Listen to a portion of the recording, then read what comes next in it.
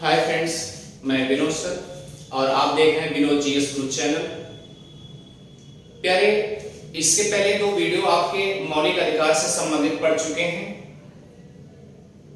जिसमें अनुच्छेद 12 और अनुच्छेद 13। जैसा कि मैंने आपसे पहले बता दिया था कि मूल अधिकार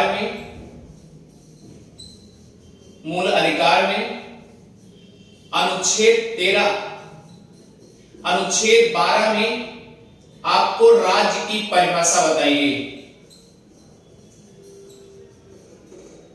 राज्य की परिभाषा अर्थात राज्य के अंतर्गत क्या क्या आते हैं, ये आपको चयनित करके बता दिया गया। ठीक है। और दूसरी बात यह है कि अनुच्छेद 13 में आपको यह बताया गया कि फंडामेंटल राइट्स में, मूल अधिकार में, यदि कोई विधि न्यू बनाई जाती है, नई बनाई जाती है, अगर वह असंगत पाई जाती है, यानी मूल अधिकार से जरा सा हट करके असंगत कोई चीज हो गया, तो वो तुरंत के तुरंत शून्य हो जाएगा। कोई विधि बनाई, मेरे मन में ख्याल आया, मैंने विधि बना दिया, और जब विधि बना दिया प्यारे, तो हुआ क्या? तो वह लगा कि जब लास्ट में हमने उसका निराकरण, निष्कर्ष निकालने का प्रयास किया, तो निष्कर्ष में निकला कि ये फंडामेंटल राइट से ये जो आपकी जो विधि बनाई गई है एकदम अलग है। यानी कहने का मतलब जरा सा उसमें उलट फेर कर दिए फंडामेंटल राइट्स में, उसे आप तुरंत क्या मानोगे? शून्य। वह विधि अपने आप शून्य हो जाएगी, अपने आप शून्य हो जाएगी। ये अनुच्छेद 13 में बता दिया गया। दूसरी बात ये कि जब इसमें लास्ट में 1973 में, अर्थात अनुच्छेद 13(4), इसके पहले जो भी वीडियो आपके पढ़े हैं, फंडामेंटल राइट्स जो भी वीडियो पढ़े हैं प्यारे, उसको गहन अध्ययन कर लीजिए। पिछले वीडियो में जाकर के आप देख लेंगे तो आपको समझ में आ जाएगा। 1973 में केशवानंद भारती केस में एक फैसला आया। इस फैसले में यह अनुच्छेद 13 के तहत, अनुच्छेद 13(4) के तहत यह बताया गया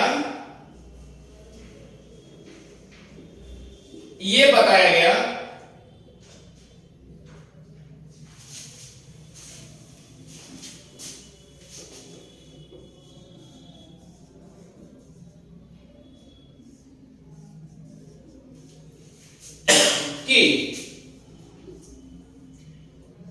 संविधान में या संविधान के मूल अधिकार में 368 के तहत,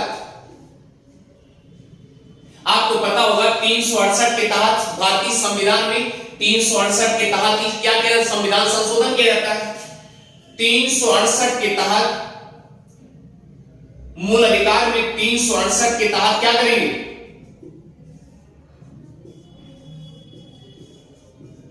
संशोधन करने की प्रक्रिया में यदि कोई विधि असंगत में पाई जाती है या असंगत करती है, तो वह विधि शून्य हो जाएगी।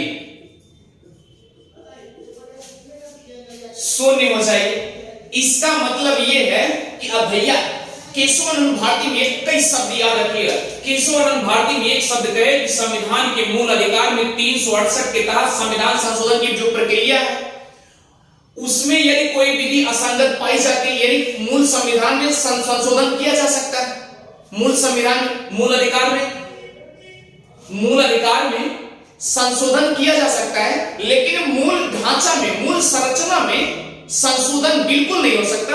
अगर मूल ढांचे में जरा सा परिवर्तन किया गया तो अपने आप वह विधि क्या हो जाएगी? शून्य हो जाएगी। वह विधि कैसे हो जाएगी? शून्य हो जाएगी। और प्यारी जब शून्य हो जाएगी तो क्या होगा? ध्यान दीजिएगा। फिर निष्कर्ष आया कि ध्यान दीजिए कि मूल अधिकार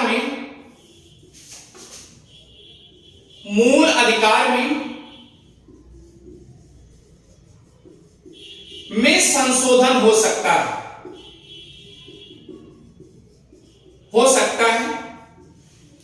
मूल संविधान में संशोधन हो सकता है, लेकिन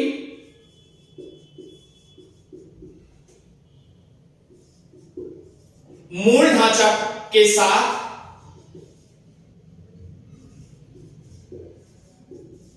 छेड़छाड़ ना हो। यानी कि मूल ढांचा से, अगर मूल ढांचा में जरा सा परिवर्तन हुआ तो समझ लेना वो विधि क्या हो जाएगी? शून्य हो जाएगी। यहां तक किसी कोई आपत्ति नहीं होनी चाहिए। अब ये केशवानंद भारती को बता दिया गया कि मान लीजिए कि मूल अधिकार में संशोधन तो किया जा सकता है, लेकिन मूल ढांचा में नहीं, बिल्कुल मूल ढांचा को टच नहीं करना है। यहां तक बात समझ आ गई। अब प्रश्न उठता है, कह रहे अनुच्छेद 14। अब ध्यान दीजिए, इसके बाद मूल अधिकार में समानता का अधिकार आता है। समानता का अधिकार पहला अधिकार बताया गया, और समानता का अधिकार में बताया गया यानी कि 14, 15, 16, 17 और 18। प्यारे ध्यान दीजिए, 14, 15, 16, 17, 18।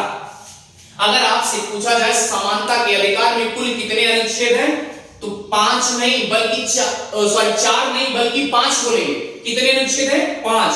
1, 2, 3, 4, 5 अनुच्छेद है। लेकिन कुछ लोग क्या करते हैं, समानता के अधिकार में बता दिए कि 14, 4, 18, तो 14 यानी 4 अनुच्छेद है। इस तरीके से कभी मत बताइएगा, क्योंकि एक बात क्वेश्चन कहीं पूछा गया है कि समानता के अधिकार में कुल कितने अनुच्छेद हैं, तो आप तुरंत क्या बता देंगे? 4। 14, 4, 18 यानी 4 पे टिक मार देते हैं। तो प्यारे ध्यान देना, यहां पर 5 है, 1, 2, 3, 4, 5 यानी 14 से लेकर के 18 तक है। इसका मतलब 5 अनुच्छेद समानता के अधिकार में आते हैं। प्यारे तो याद रखना, अब प्रश्न उठता है कि अनुच्छेद 14 में 2 चीजें याद रखना। 2 पॉइंट आप अगर याद रखेंगे, इसके बाद नेक्स्ट वीडियो में आपके इसके अपवाद मिल जाएंगे, विशेषताएं क्या है। पहली चीज ध्यान दीजिएगा, आपको ध्यान देना है कि अगर अनुच्छेद 14 में यह चीज बता दिया गया तो ये क्या बताया गया? पहली चीज क्या बताया गया? विधि के समक्ष समता। क्लियर हो गया? अब आगे देखिए, फिर उसके बाद पहली चीज बताई गई और दूसरी चीज बताई गई विधियों का समान संरक्षण, ये चीज बताइए। अब ये ध्यान दीजिए, ये जो विधि के समक्ष समता है प्यारे, ये ब्रिटिश मूल का है।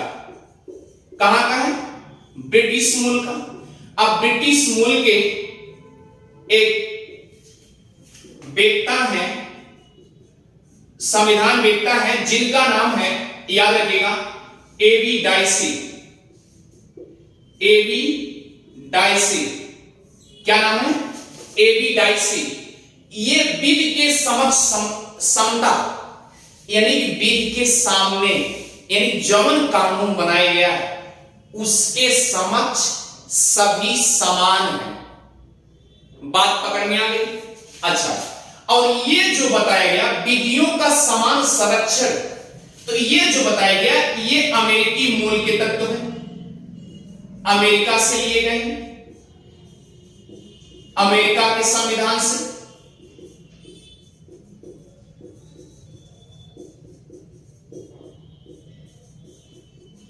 लिए गए। लेकिन ध्यान दीजिएगा, यानी कि इसमें क्या बताया गया? अनुच्छेद 14 में बताया गया विधि के समक्ष समता, यानी कि भैया विधि के समक्ष, यानी विधि के सामने अगर आप खड़े हो जाएं, यानी चाहे जो होगा विधि के समक्ष क्या होगा, समक्ष, विधि के समक्ष सब एकदम समान है, सभी समान है।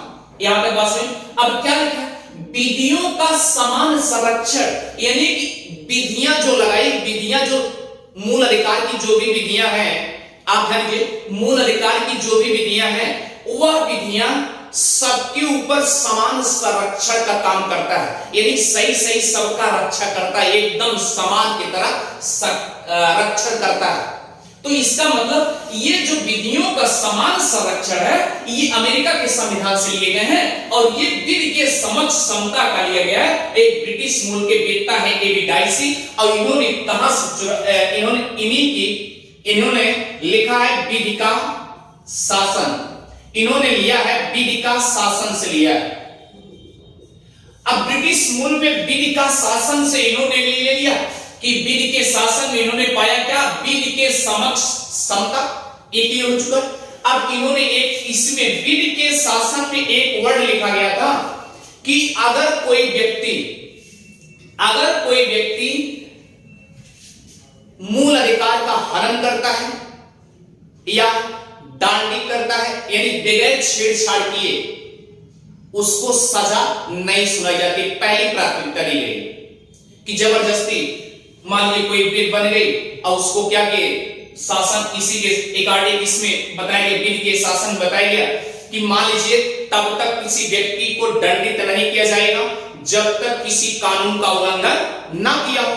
अच्छा, यानी कि इसमें विधि के शासन ये बताया गया कि किसी व्यक्ति को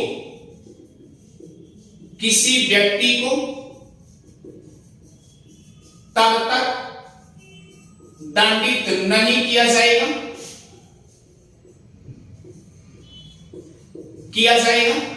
जब तक किसी कानून का उल्लंघन या हनन न किया हो।